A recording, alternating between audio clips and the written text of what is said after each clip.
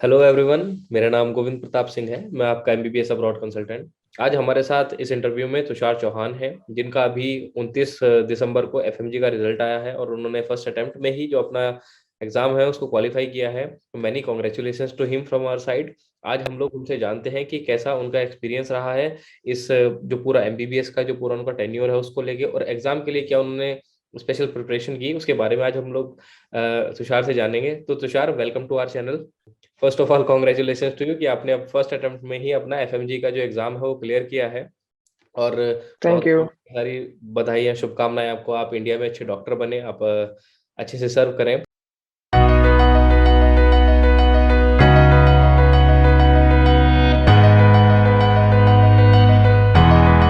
तो इस इंटरव्यू में आप अपने बारे में थोड़ा सा बताइए कि आप कहाँ से हैं, कहाँ से अपने आपने अपना एमबीबीएस किया है। थोड़ी अपनी जर्नी बताइए। जी, जी। जी, मेरा नाम तुषार चौहान है। मैं जसपुर उत्तराखंड का रहने वाला हूँ। एमबीबीएस मैंने Kharkiv national medical university Ukraine से की है। हम्म। इंटरमीडिएट मैंने सीबीएसई से पास की हुई है और शुरू से ही मुझे बायोलॉजी में बहुत इंटरेस्ट था और मेरा सपना था पहले से ही कि मैं डॉक्टर बनूँ और मैं मुझे बायोलॉजी में मेरे मार्क्स भी अच्छे आते थे। पेरेंट्स भी हमेशा ये चाहते थे कि हमारे घर में कोई मुझसे पहले कोई डॉक्टर भी नहीं था। तो हम्म। फैमिली में कोई पहले डॉक्टर हो, उनकी ख्वाहिश थी और मेरा भी सपना था कि मैं अच्छा डॉक्टर बनूँ और लोगों की सेवा करूँ। Okay, that's really nice. तो आपने एमबीबीएस में किस ईयर में एडमिशन लिया था?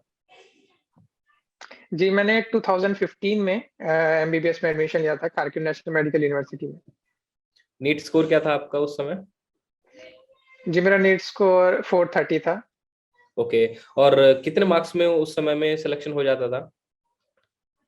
अ, उस समय 500 अबव मार्क्स पे ही सिलेक्शन होता था हम्म। नीट के लिए। ओके। 500 अबव फिर जी। आपने कभी ये प्लान नहीं किया कि आपको, अगर आपके 430 मार्क्स थे 2015 में, राइट? अगर आपके 2015 में जी। 430 मार्क्स थे तो एक साल और ड्रॉप लेके हो सकता है कि अगले साल 500 आ जाते, हो सकता है गवर्नमेंट मिल सकता था। ये नहीं प्लान किया आपने?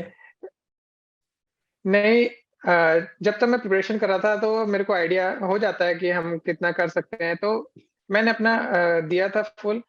तो मेरे को ये था कि अब मैं और रिस्क नहीं लेना चाहता था, अपना साल वेस्ट नहीं करना चाहता था। इस हम्म। वजह से मैंने पहले ही प्लान कर लिया कि हाँ, अब मेरे को वेस्ट नहीं करना है और मैं इस वजह से मैं फॉरेन में मैंने एडमिशन ले लिया था। जो स्टूडेंट्स हैं, जो अभी मेडिकल एस्पिरेंट्स हैं, जो स्टूडेंट्स डॉक्टर बनना चाहते हैं, आपने भी देखा होगा, अगर आपने कहीं से कोचिंग ली हो, तो वो जो स्टूडेंट्स हैं वो साल दर साल अपना जो ड्रॉप लेते हैं और अपनी पूरी कोशिश करते हैं कि उनको इंडिया में गवर्नमेंट सीट में नंबर आ जाए, जो कि बिल्कुल सही चीज़ है। बट एक लिमिट होती जी। है कि कितना समय आप उसमें इन्वेस्ट कर सकते हैं। तो आप क्या सजेस्ट करेंगे अपने साइड से?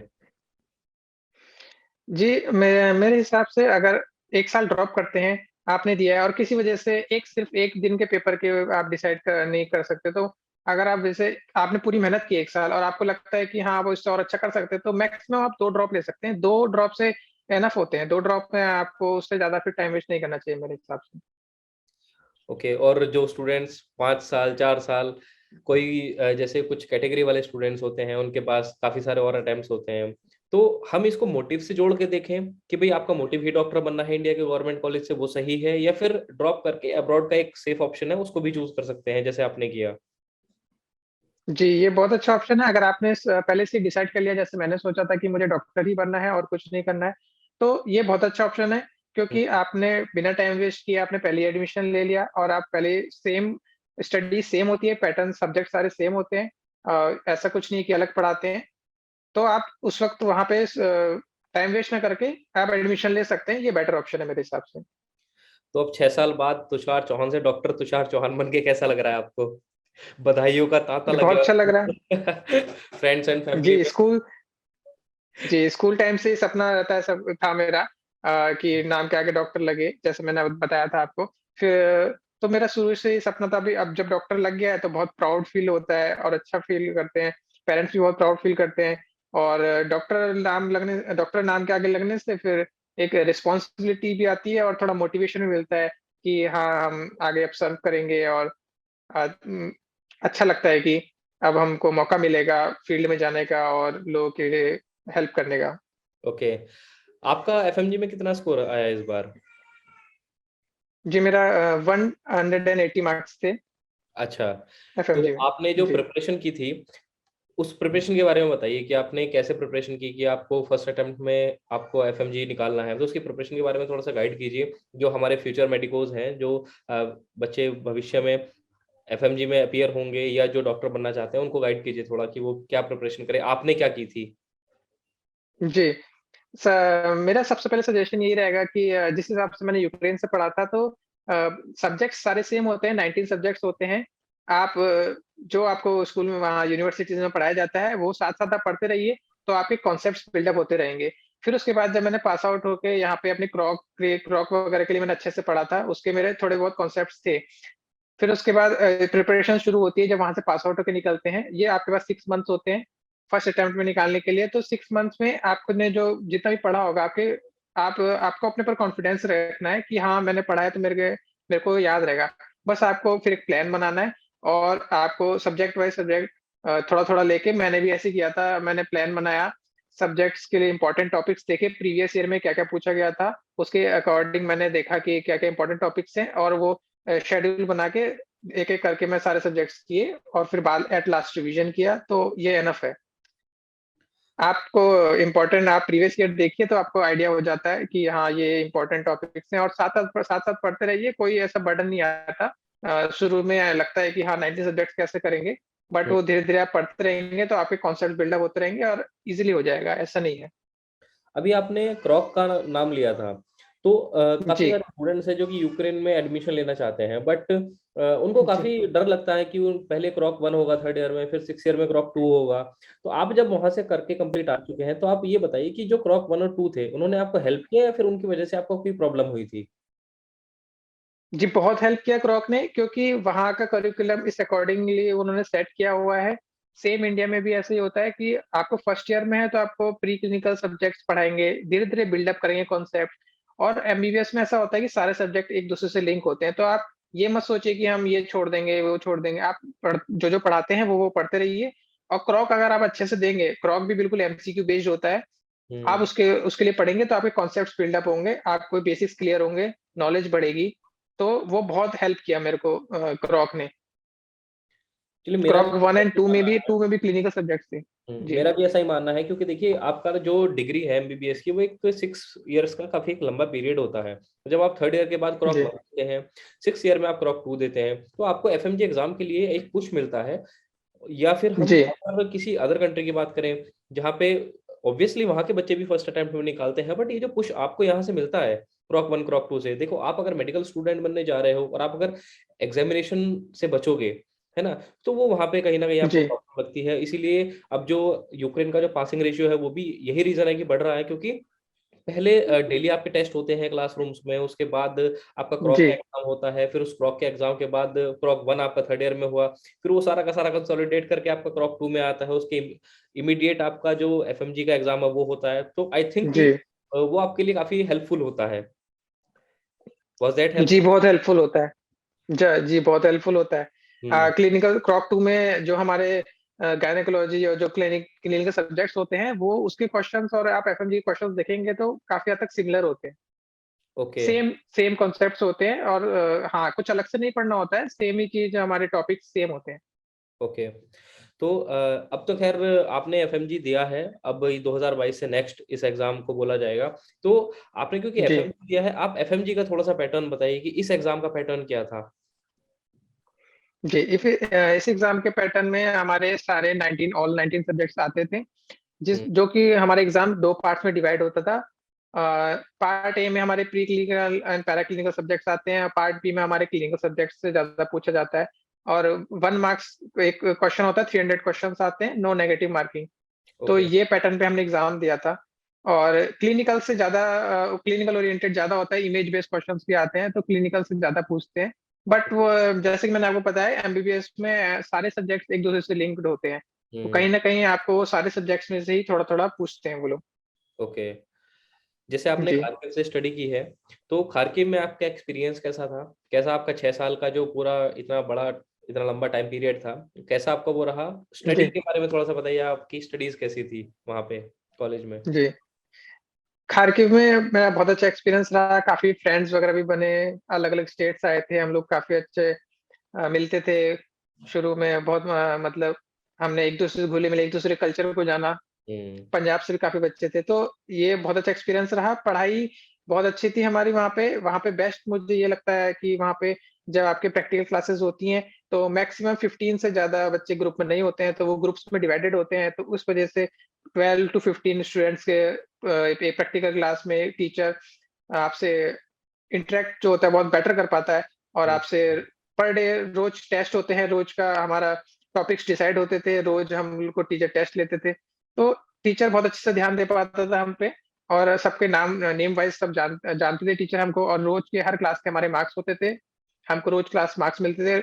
अगर हम कोई क्लास मिस भी करते थे, तो अगर कि किसी वजह से कोई बीमार है, नहीं जा पाया, तो उस क्लास का हम लोग सेम जो टॉपिक डिसाइड होता था, वो जाके अलग से दोबारा टेस्ट देना होता था टीचर को। तो ये बहुत अच्छा था कि कुछ टॉपिक छूटता नहीं था, पढ़ना आपने रोज़-रोज़ थोड़ा-थोड़ा करके, तो ये बहुत अच्छा लगा, ये अच्छा एक्सपीरियंस था। क्लिनिकल्स अच्छे से हुए धीरे-धीरे आपके?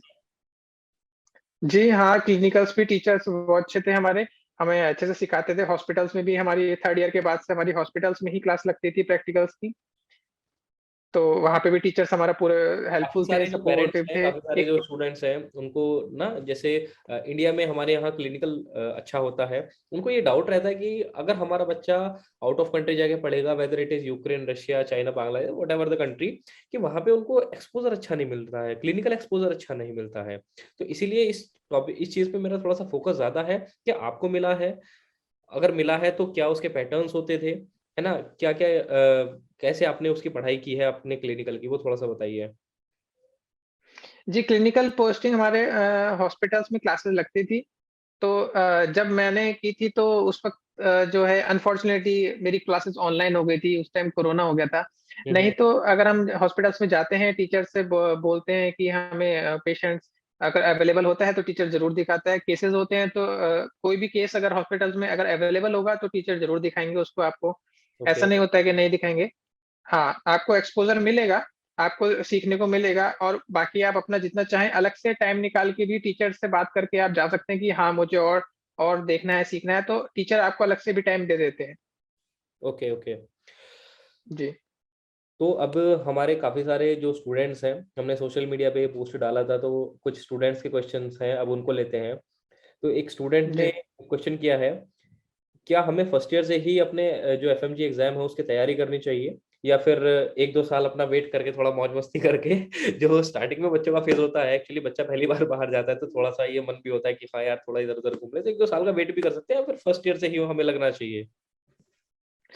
जी, तो ये है कि इसमें आप ये मत समझिए कि एफएमजी अलग है और जो हम पढ़ रहे हैं वो अलग है। हुँ, सेम चीज़ होती है। आपने जब एमबीबीएस में एडमिशन लिया है, फर्स्ट ईयर से ही आपने एनाटॉमी वगैरह जो आपके प्री क्लिनिकल सब्जेक्ट शुरू हो जाते हैं, तो आपको ये समझना है कि जो आपको पढ़ा रहे हैं, आप वो पढ़ते रहिए, आपकी एफएमजी की साथ में होती रहेगी। आप ये मत समझिए कि मुझे एफएमजी अलग से करना है। आपको बस क्वेश्चन्स और वो अलग से लगाने हैं। आपको कॉन्सेप्ट्स और वो साथ-साथ जो आपके पढ़ा रहे हैं ना, वो आप साथ-साथ पढ़ते रहिए। हुँ, आपका एनाटॉमी क्लास चल रही है तो क्लासेस रेगुलर जाइए। जो पढ़ा रहे हैं वो सुनिए अच्छे से और सबसे बेस्ट है कि अगर आप उन सब चीज़ों को जो आपने पढ़ा है, वो आप भूले ना, तो उसको आप कंसाइज़ करिए, एक जगह पे लिख लीजिए, ताकि आपको फ्यूचर में वो रिवाइज़ करने के काम आए। तो अलग से कुछ नहीं पढ़ना होता है, आपकी प्रिपरेशन तभी शुरू हो जाती है जब एमबीबीएस में आप एडमिशन ले लेते हैं। वही सारे सब्जेक्ट्स 19 सब्जेक्ट्स जो हैं आपको 6 साल में पढ़ाए जाएँगे, वही एफएमजी में आने हैं। तो ऐसा नहीं है कि आपको एफएमजी भी 2 साल बाद शुरू करेंगे, ऐसा नहीं है। आप धीरे-धीरे पढ़ते रहेंगे तो आपके एफएमजी ऑटोमैटिकली आपका क्रॉक टाइम से देंगे, एफएमजी की प्रिपरेशन आपकी ऑटोमैटिक होती रहेगी। जी। तो आपकी जो प्रिपरेशन थी, वो सेल्फ प्रिपरेशन थी या फिर कहीं कोई एक्सटर्नल कोचिंग आपने ली? जी, नहीं मेरी सेल्फ प्रिपरेशन ही थी। अभी बस हाल ही में मैंने वो ऐप्स यूज़ किए थे, उसमें भी वो ऐप्स में क्वांटिटी बहुत होती है वीडियोज़ की, तो मैं सिर्फ़ वही वीडियोज़ देखता था जो मेरे को समझ में नहीं आती थी कॉन्सेप्ट्स बिल्ड अप करने के लिए। हुँ, बाकी मैं सेल्फ स्टडी ही करता था मोस्टली। Okay, okay. एक नेक्स्ट जी। क्वेश्चन एक स्टूडेंट ने पूछा है कि हमें हर सब्जेक्ट पे फोकस करना है या फिर कुछ ऐसे सब्जेक्ट्स हैं जिनको हम सेलेक्ट कर लें मतलब कहने का स्टूडेंट का ये मतलब हो सकता है जहां तक मुझे लग रहा है कि मान लीजिए 19 सब्जेक्ट्स हैं 19 सब्जेक्ट्स में से जी। वो 7 या 8 सब्जेक्ट्स में अगर अच्छा है तो क्या जरूरी है कि वो जो हुँ। अदर सब्जेक्ट्स हैं उनको भी साथ में लेके चले या फिर उन 7 8 9 सब्जेक्ट से ही काम चल सकता है? जी, अब तक का जो एफएमजी का पैटर्न था, तो उसमें हाँ। तो सारे सब्जेक्ट्स में से पूछा जाता है। किसी का वेटेज ज़्यादा होता है, किसी का कम होता है, कोई फिक्स नहीं होता। तो मेरे हिसाब से तो आप क्लिनिकल पे ज़्यादा फ़ोकस कर सकते हैं, बट आप अगर जब आप पढ़ेंगे, ये सब प्रिपरेशन अपनी करेंगे, तो आपको ये रियलाइज़ होगा कि क्लिनिकल में क्वेश्चन्स करने के लिए या उसको जब पढ़ते हैं, तो सारे सब्जेक्ट एक-दूसरे से लिंक्ड होते हैं। उसमें क्लिनिकल में ही आपके दूसरे सब्जेक्ट्स अपने आप ऑटोमैटिकली इंक्लूड हो जाते हैं। तो मैं ये कहूँगा कि आप छोड़िए मत कोई सब्जेक्ट्स, सारे हुँ। सब्जेक्ट्स पे फ़ोकस करिए, क्योंकि वो डाले ही इसलिए गए हैं एमबीबीएस में कि आपको उसकी नॉलेज वो रहे। तो इम्पोर्टेंट है। आप वो पढ़िए। जी, वो ओके। सारे सब्जेक्ट्स इम्पोर्टेंट होते हैं। अ, बाद में जब आपने एक बार पढ़ लिया है उसको, आपके कॉन्सेप्ट्स बिल्डअप हो गए, आपको पता है, तो आप ये खुद ही रियलाइज़ करेंगे कि जो क्लिनिकल सब्जेक्ट्स हमारे होते हैं, जिनको हम इम्पोर्टेंट बोलते हैं, उसमें वो ऑटोमैटिकली इंक्लूड हो जाते हैं। हुँ। सेम चीज़ हम लोग रिपीट करते हैं, सेम चीज़ हम लोग पढ़ते हैं। हम लोग पहले कॉन्सेप्ट्स बिल्डअप करते हैं, फिर उनको अप्लाई करना क्लिनिकल में सीखते हैं, तो सेम चीज़ है। आप एक बार गो थ्रू होना ज़रूरी है, बाद में जब आपके पास टाइम कम है, आपके पास एग्ज़ाम नज़दीक है, तो आप क्लिनिकल सब्जेक्ट्स पे ज़्यादा फ़ोकस करिए। आपको ऑटोमैटिकली वो दूसरे सब्जेक्ट्स भी अपने आप कवर हो जाएँगे उसमें। और एक थर्ड क्वेश्चन एक बच्चे का है, बिल्कुल सीधा सवाल है, सर अच्छी पढ़ाई कैसे करनी है? जी, अच्छी पढ़ाई करने के लिए मेरे अकॉर्डिंगली 4 चीज़ें इम्पोर्टेंट हैं। हुँ। सबसे पहले मैं कहूँगी अपने ऊपर कॉन्फिडेंस होना चाहिए। हुँ। आपको घबराना नहीं है, 90 सब्जेक्ट्स होती है, 90 सब्जेक्ट्स कैसे होंगे, बहुत ज़्यादा सिलेबस है, तो आपको कॉन्फिडेंस रखना है कि हाँ, कुछ नहीं, हो जाएगा। सेकंड आपको इम्पोर्टेंट है आपके नोट्स जो आप बनाते हैं, या फिर जो मटेरियल जो आप जो भी मटेरियल यूज़ करते हैं, जो आपको ठीक लगे, आपके नोट्स एंड मटेरियल। थर्ड आपका है कंसिस्टेंसी। आपने जो नोट्स मटेरियल जो भी बनाया हुआ है, वो आप एक प्लान बनाइए और धीरे-धीरे करके पढ़ते रहिए। ऐसा नहीं है कि सारा एक साथ करना है, आप धीरे-धीरे करके अपना अपने हिसाब से प्लान बनाइए, टारगेट रखिए कि इतने में करना है। और फोर्थ सबसे इम्पोर्टेंट चीज़ है रिवीजन। रिवीजन ही एग्ज़ाम से पहले आपको डिसाइड करता है कि आपका एग्ज़ाम कैसा जाएगा। आपने बहुत मेहनत की है, वो अच्छी बात है। रिवीजन सबसे इम्पोर्टेंट है। रिवीजन करने के लिए आपको अपने जो मटेरियल है वो कंसाइज़ करके रखने पड़ेंगे, आपको बनाने पड़ेंगे थोड़े-थोड़े। तो ये हुँ। 4 चीज़ें मैंने बताई। सबसे पहला आपको मोटिवेटेड रहना है, आपको कॉन्फिडेंस रखना है, दूसरा आपके नोट्स मटेरियल जो भी आपका पढ़ने का स्टडी मटेरियल नोट्स वगैरह, तीसरा कंसिस्टेंसी और चौथा आपका रिवीजन। ये 4 चीज़ें आप फॉलो करेंगे, आप कोई भी एग्ज़ाम क्रैक कर सकते हैं, बहुत ईज़ी है, कोई कोई टेंशन वाली बात नहीं है। इसमें मेरा क्वेश्चन एक ये है थोड़ा-सा एडिशनल कि कितने घंटे की पढ़ाई एक जी, बच्चे को आइडियली करनी चाहिए कि अगर वो फर्स्ट अटेम्प्ट में एमसीए निकालना चाह रहा है तो? जी। ये जब मैं अपनी तैयारी कर रहा था, तो मेरे में भी बहुत सवाल आता था और मैंने भी वीडियोज़ देखी थी, तो कई बोलते थे 10 घंटे, 12 घंटे आप पढ़ाई करिए। हुँ। मैंने ये रियलाइज़ किया है कि घंटे इज़ नॉट इम्पोर्टेंट, क्योंकि हमने जो हर एक की कैपेबिलिटी अलग है, सबको पता रहता है कि उन्होंने कैसा पढ़ना है। तो इस वज़ह से मैंने आपको जो बताया, पहले बताया कि आपको अपना अपना डिसाइड करना है, मतलब अपना प्लान बनाना है कि मेरा ये सब्जेक्ट वीक है, तो मैं इसको ज़्यादा टाइम दूँगा, इसको कम टाइम दूँगा। और हुँ। अगर आपने मंथ का और एक साथ आपने वो शेड्यूल बना लिया है, तो आप पर डे का फिर आप डिसाइड कर सकते हैं कि हाँ, 1 मंथ में मुझे ये सब्जेक्ट क्लियर करना है, तो आज के मेरे ये टॉपिक्स हैं, तो आप उस हिसाब से करिए। भले ही वो आपके 4 घंटे में हो जाए, बहुत अच्छी बात है। आप अगले दिन के लिए फिर अपना टारगेट बढ़ा लीजिए। अगर आपने टारगेट ज़्यादा रखा, आपका नहीं हो पाया, तो कोई बात नहीं, डिमोटिवेट नहीं होना है। अगले दिन आप उसका फिर वो कवर कर लीजिए। तो बिल्कुल। ऐसा कोई फिक्स नहीं है मेरे हिसाब से। मैं कभी-कभी 4 घंटे, 6 घंटे मैं अपना टारगेट रखता था। अभी जब मैं घर पे ही पढ़ता था, कोरोना चल रहा था, तो कभी गेस्ट आ गए, कुछ हो गया, तो कभी डिस्टर्ब हो जाते हैं, तो नहीं हो पाती। तो उससे ये कोई आपने बात नहीं है, फर्स्ट आप अटेम्प्ट अपना में टारगेट क्वालीफाई जो है। किया है क्योंकि आप लास्ट टाइम में शायद घर थे, है ना? और क्लिनिकल जी, से शायद मिल नहीं पाया। बट ये है कि स्टिल जी, आपने एक अच्छा स्कोर किया है, आपने फर्स्ट अटेम्प्ट में क्लियर किया। तो आई थिंक कि जी। यही जो आपने पैटर्न फॉलो किया है, स्टूडेंट्स चाहे तो फॉलो कर सकते हैं। बाकी जो actually it depends on the individual also कि भई आपके लिए क्या प्लान यस, यस। जी। एक चीज़ ये बताइए कि जो जब आप अपना एमबीबीएस कर रहे थे, तो कौन-कौन से जो सब्जेक्ट्स हैं वो आपके सिलेबस में एडेड थे? एक्चुअली इस क्वेश्चन का जो मोटिव है वो सीधा-सीधा ये है कि कुछ स्टूडेंट्स और पेरेंट्स जानना चाहते हैं कि एमबीबीएस अगर हम यूक्रेन से करते हैं तो हम सब्जेक्ट्स क्या-क्या पढ़ेंगे? This is the simple question. जी, सब्जेक्ट्स तो जितने इंडिया में पढ़ाते हैं, उससे ज़्यादा ही सब्जेक्ट्स वहाँ पे हमारे होते हैं। जो हम यहाँ पढ़ते हैं, वो तो होते ही हैं। हुँ। उसमें हम लोग सारे सब्जेक्ट्स इंक्लूड होते हैं, ऐसा कोई सब्जेक्ट नहीं होता जो वहाँ जो इंडिया में पढ़ा जाता है वहाँ ना पढ़ा जाता हो, बल्कि मैं तो कहूँगा वहाँ पे और एक्स्ट्रा सब्जेक्ट्स ही होते थे हमारे। हम लोग पैथोलॉजी को भी डिवाइड, पैथोमॉर्फोलॉजी, पैथोफिजियोलॉजी ऐसे करके डिवाइडेड, बल्कि और छोटे-छोटे पार्ट्स में सब्जेक्ट्स, बड़े-बड़े सब्जेक्ट्स को छोटे-छोटे पार्ट्स में डिवाइड कर दिया था, ताकि वो और अच्छे से थोड़ा-थोड़ा करके सीख सकें। सब्जेक्ट्स के नाम तो बता सकते हैं सारे आप? सब्जेक्ट्स कवर होते हैं। जी? सब्जेक्ट्स के नाम बता सकते हैं आप? जी, हाँ। जैसे हमारा पैथोलॉजी हमारा डिवाइड था पैथोफिजियोलॉजी, पैथोलॉजी, एनाटॉमी में, मॉर्फोलॉजी में। फिर हुँ, उसके बाद हमारे फार्माकोलॉजी में भी हमारे हमारे डिवाइडेड रहते थे। हम लोगों ने क्लिनिकल फार्माकोलॉजी पढ़ी है, हमने लैटिन लैंग्वेज भी पढ़ी हुई है। लैटिन लैंग्वेज जाननी ज़रूरी है क्योंकि अधिकतर मेडिसिन्स वो हम लोग जो प्रिस्क्रिप्शन लिखते हैं, तो वो लैटिन में होती हैं। अधिकतर जो वर्ड्स हमारे रहते हैं मेडिकल में वो लैटिन में होते हैं, तो लैटिन लैंग्वेज भी पढ़ाई जाती है वहाँ पे। हुँ, हमारे टाइम पे वहाँ पे इमरजेंसी मेडिसिन भी होती है जिसमें डिज़ास्टर मैनेजमेंट के लिए भी अलग से हमारे सब्जेक्ट्स होते थे। Plus okay. जो हमारे इम्पोर्टेंट सब्जेक्ट्स हैं वो तो चलते ही थे साथ में। फिर इम्पोर्टेंट सब्जेक्ट्स के नाम बता सकते हैं? जी, प्री क्लिनिकल, क्लिनिकल्स हमारे सब सेम होते हैं, एनाटॉमी होता है, फिजियोलॉजी, हिस्टोलॉजी हमारे उसमें इंडिया में हिस्टोलॉजी, एनाटॉमी के अंदर उसमें पढ़ाते हैं हमारे तो हिस्टोलॉजी अलग से क्लास होती थी। फिजियोलॉजी एंड पैथमॉर्फो, पैथफिजियो, फिर क्लिनिकल में हमारे मेडिसिन, गायनी, हुँ, अ, सर्जरी, हमारे ऑर्थो, ऑप्थेल्मोलॉजी, ये सब हमारे अलग से भी सब्जेक्ट्स, इनकी अलग से भी क्लासेस होती थी। मेडिसिन में हमारे और भी डिवाइडेड रहते थे कभी-कभी कि अ, पोस्टिंग अलग-अलग रखती थी, तो हम उस हिसाब से रेस्पिरेटरी, कार्डियोलॉजी, तो हमारे हॉस्पिटल्स भी अलग-अलग थे उनके। कार्डियोलॉजी में, मेडिसिन में हम लोग अलग हॉस्पिटल्स में, ताकि बेटर हमको उसके पर्टिकुलर उसी के टीचर पढ़ाते थे। हुँ। और हमारे वो मेडिसिन में भी जो हमारे डिवाइडेड रहता है, तो वो छोटे-छोटे पार्ट्स में डिवाइड कर रखा था। एंड ऑर्थोपेडिक्स वगैरह ये सब अच्छे से सारे सब्जेक्ट्स कवर हुए थे हमारे। ओके। तो अब जब आप अपना एमबीबीएस कंप्लीट कर चुके हैं, इंडिया में आने के बाद एफएमजी का जो एग्ज़ाम है वो फर्स्ट अटेम्प्ट में क्लियर कर चुके हैं। तो आपको लगता है कि आपका यूक्रेन से एमबीबीएस करना वर्थ था? वाज़ इट अ गुड जी, डिसीजन? हाँ, yes, it was a good decision, मुझे लगता है वर्थ था। मैं और टाइम वेस्ट ना करके सही सही समय पे एडमिशन ले लिया था, तो टाइम बच गया एंड फर्स्ट अटेम्प्ट में निकाल लिया, तो इससे भी खुशी है कि हाँ, तो ये डिसीज़न तो आगे अच्छा था, जो मैंने ये लिया वाला था। जो कुछ स्टूडेंट्स का कि फर्स्ट अटेम्प्ट में नहीं निकल पाता, तो आपको वो वाला भी टाइम बच गया। तो अब आगे क्या प्लान है? मतलब कहाँ पे प्रैक्टिस जी। करने का प्लान कर रहे हैं? जी, अभी हमें पासिंग सर्टिफ़िकेट हमारा आएगा, उसके बाद मैं अपनी दिल्ली या फिर अपने स्टेट से ही मैं करने की सोच रहा हूँ। बाकी आप जहाँ भी रहते हैं, आप पास एफएमजी पास करने के बाद आप ऑल ओवर इंडिया कहीं भी कर सकते हैं, कोई उसमें आपको कोई इश्यू नहीं आएगा। जहाँ हुँ। आपका मन करे, जो आपको बेटर लगता है, उस हॉस्पिटल में करिए, आपकी मर्ज़ी है।